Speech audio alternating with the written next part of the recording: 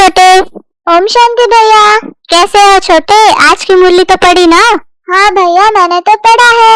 अभी आप points revise करो। हाँ छोटे, आज बाबा ने कहा कि हम बच्चों को ऐसा नशा उमंग उत्साह फूरना चाहिए कि हम बच्चों को बाबा पढ़ाते हैं, वो हमें जरूर याद करना है कि मुझ आत्मा को बाबा पढ़ा रहे हैं, और याद करने से हम पावन बनेंगे। बाबा ने कहा मेहनत जो कुछ है ना, वह यही है कि हम बच्चों को बाबा को याद करना है, क्योंकि माया हमें परेशान करती है। तो बाबा ने कहा बच्चों को बाप की याद भूल जाती है। बाबा बाप भी है या साजन भी है, तो दोनों को याद करना है। बाबा ने कहा कम से कम 8 घंटा तो मुझे याद करना है, अर्थात साजन को मदद देनी है याद करने की। तो बाबा ने बड़ी लंबी बात कही है छोटे। बाबा ने कहा उठते बैठते चलते फिरते मुझे याद करो, नहीं तो अंतिम समय दूसरा कुछ भी काम नहीं आएगा, सिर्फ यही याद ही काम आएगा। और शिरडी समझो वापिस घर जाना है। हम जब सवेरे स्नान करते हैं ना, तो बाबा ने कहा तब स्नान के बाद एकांत में छत पर व हॉल में जाकर बैठ जाओ। जितना एकांत है उतना अच्छा, और ख्याल करो कि हमको बाबा को याद करना है। समझे छोटे? तुम कितना याद करते हो बाबा को?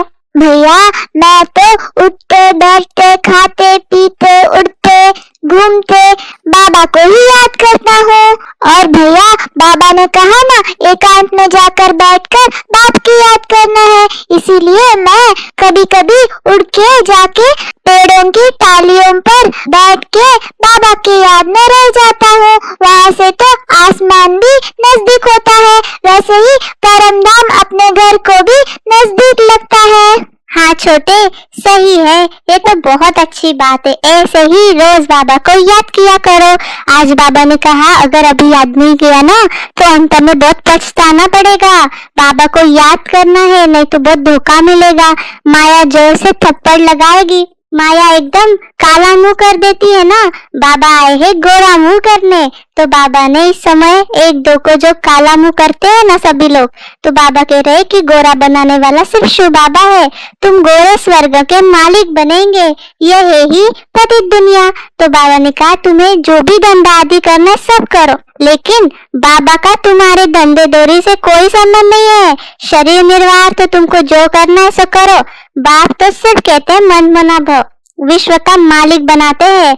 मुझे याद करो बस, और कोई भी उपाय नहीं है। बाबा ने कहा जितना भी दान पुण्य आदि करते हैं ना, लेकिन फिर भी चाहे कितना भी दान पुण्य करो, मेहनत करो, चाहे आग से आते जाते रहो, कुछ भी काम नहीं आ सकता है सिवाय बाप के याद के।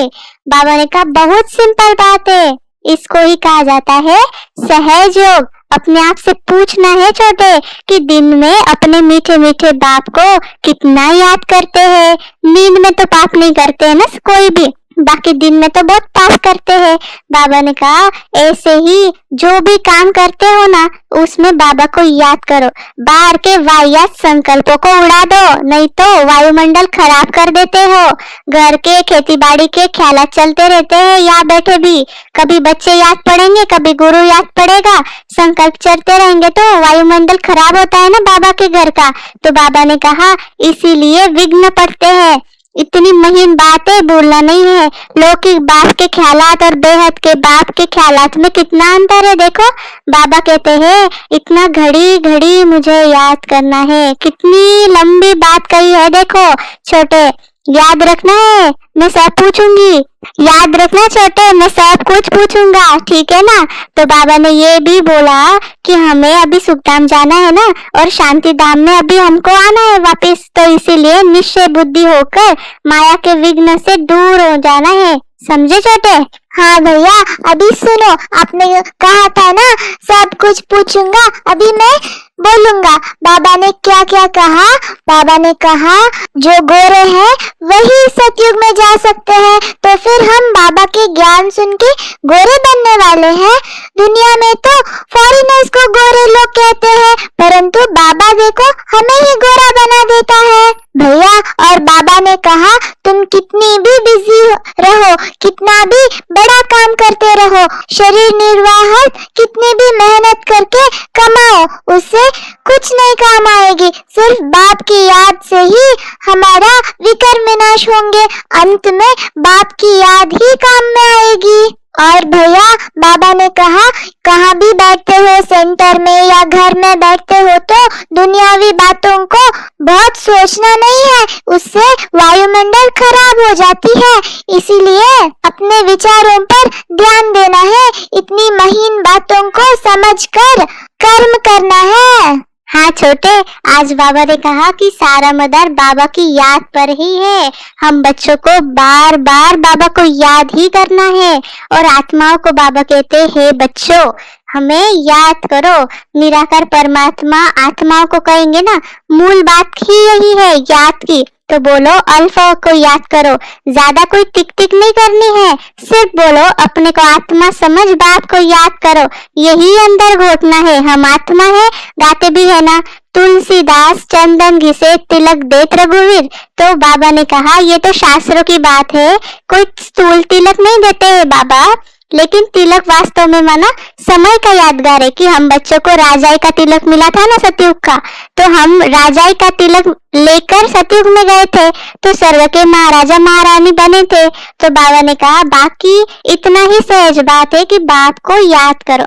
हाँ भैया, किसी को भी बाबा के बारे में समझाना है तो बहुत ठीक ठीक नहीं करनी है, बहुत बोलनी नहीं है, सिर्फ सार रूप में बताना चाहिए कि बाबा को याद करो, उठते बैठते खाते पीते एक बाबा को ही याद करो। और बाबा हमें राज तिलक देता है, कोई ऐसा बाप नहीं होगा जो अपने बच्चे को इतने बड़े टाइटल देता हो और राज तिलक देता हो। हाँ छोटे, बाबा ने आज ये भी कहा कि तुम बच्चे बहुत गरीब हो, इसलिए बाप को तरस पड़ता है। तुम बूढ़ियों कुब्जाओ आदि को कोई तकलीफ नहीं देते है बाबा। बूढ़ी को कुब्जा कहा जाता है ना, बूढ़ियों को समझाया जाता है बाप को याद करो। तुमसे कोई पूछे कहाँ जाती हो, बोलो गीता पाठशाला में जाती हूँ। यहाँ तो वह कृष्ण की आत्मा 84 जन्म ले अभी बाप से ज्ञान ले रही है। हाँ भैया, ये ज्ञान ऐसा है कि इसे कोई भी समझ सकता है, बच्चे बूढ़े जवान कोई भी हो, इतनी सरल ज्ञान है कि कोई भी इसे आसानी से समझ सकता है। और भैया दुनिया में तो ऐसे ज्ञान होता है जो पर्टिकुलर एज में ही पढ़ सकते हैं, ऐसा नहीं कि कोई भी पढ़ सकते हैं, यही तो बाबा की खासियत है। हाँ छोटे, एकदम सही।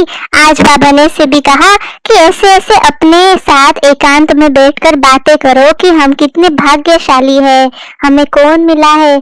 ट्राई करके देखो। बाबा ने कहा बाप को याद करते रहो तो बाबा गारंटी देते हैं कि तुम आधा कल्प कभी नहीं रहोगे। समझे छोटे? बाबा ने कहा तुम रावण पर माया पर जीत पहनोगे और जितनी मेहनत करोगे अपने लिए ही करते हो, किसी और के लिए नहीं करते हो। हाँ भैया, देखो बाबा कितनी गारंटी करता है कि हम आधा कल्प रोएंगे नहीं। कोई भी ऐसा गारंटी नहीं कर सकता।